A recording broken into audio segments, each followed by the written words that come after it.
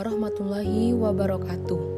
Alhamdulillahirabbil alamin wassalatu wassalamu ala asyrafil anbiya'i wal mursalin sayyidina wa maulana Muhammadin wa ala alihi wa sahbihi ajmain amma ba'du.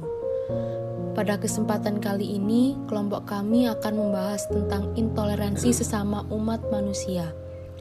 Dalam Islam, semangat ekspansionis lazim disebut dengan kegiatan dakwah.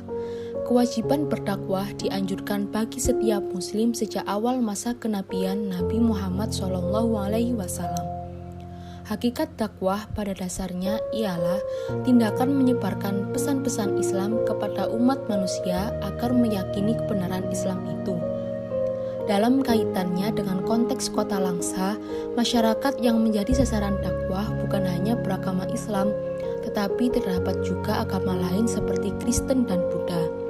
Concern dari tulisan ini adalah untuk mengkaji bagaimana pelaksanaan dakwah pada masyarakat kota Langsa, Provinsi Aceh yang pluralis, sehingga dakwah tidak lagi identik dengan pendiskreditan, penghinaan, dan cacian.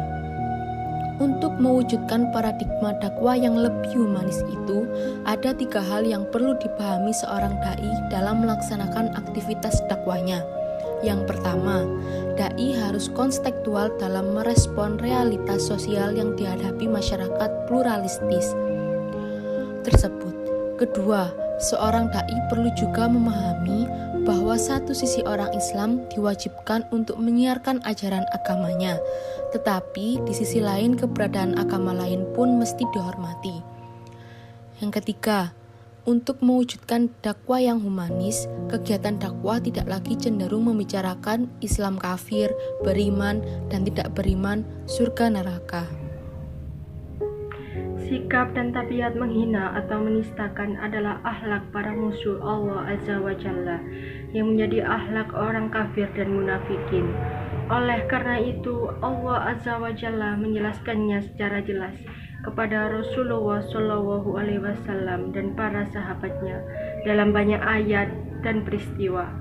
Dalam sejarah kehidupan Rasulullah terjadi peristiwa perang Tabuk, yang dimana kaum munafikin menghina para sahabat radhiyallahu anhum.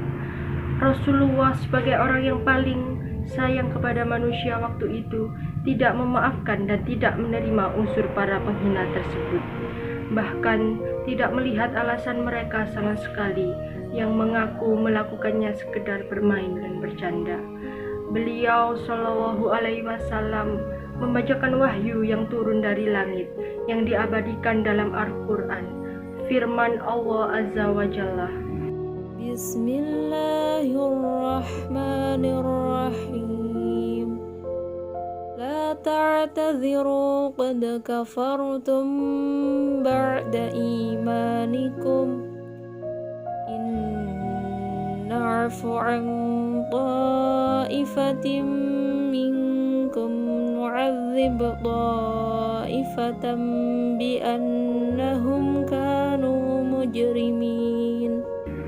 Dan jika kamu tanyakan kepada mereka tentang apa yang mereka lakukan itu, tentu mereka akan menjawab, sesungguhnya kamu hanya bersenda gurau dan bermain-main saja.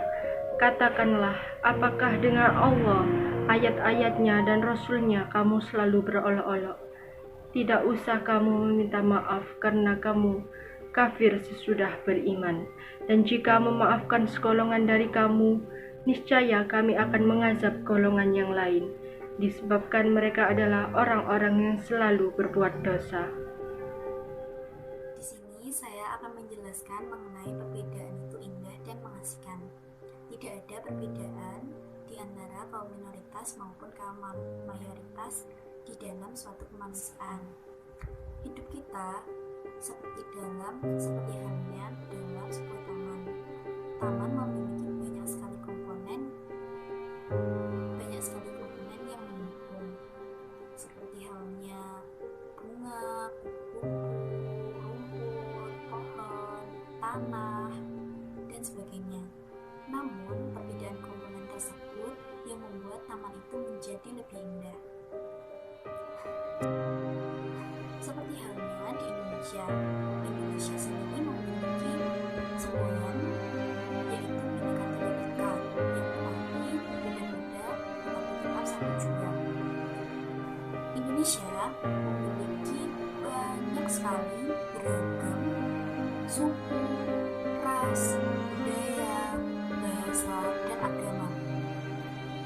Perbedaan tersebut sangatlah membutuhkan toleransi.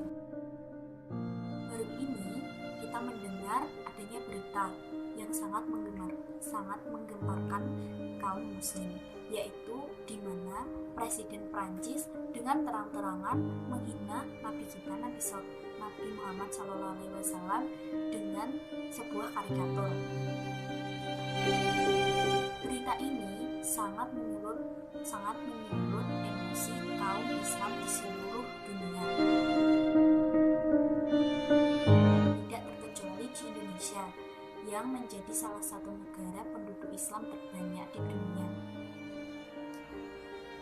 Penduduk Islam berbondong-bondong untuk memboikot produk-produk yang dihasilkan oleh Prancis. Di sini bisa kita ketahui, jika tidak adanya toleransi, maka hidup akan menjadi tidak nyaman. Semua tidak akan indah jika tidak adanya toleransi. Toleransi sendiri memiliki artian, yaitu adalah sikap manusia untuk saling menghormati dan menghargai antar individu maupun antar kelompok. Dengan toleransi, maka akan tercipta moderasi. Salah satunya adalah moderasi beragama.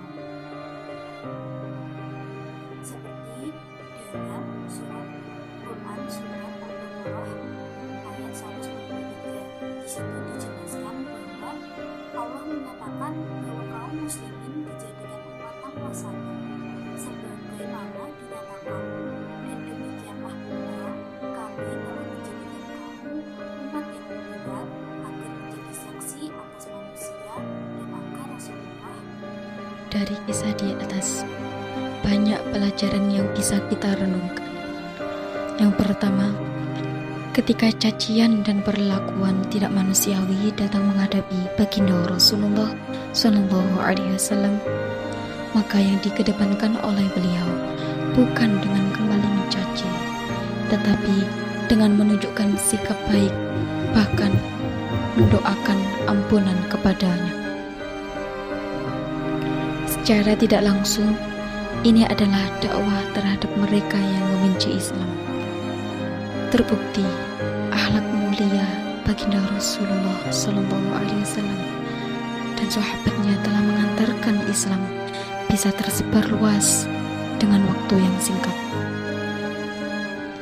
Dengan ini, maka umat Islam dituntut lebih memperbaiki lagi akhlaknya, sehingga yang membenci tahu akan keagungan umat Islam. Pelajaran yang bisa kita ambil yang kedua, yakni umat Islam harus senantiasa introspeksi.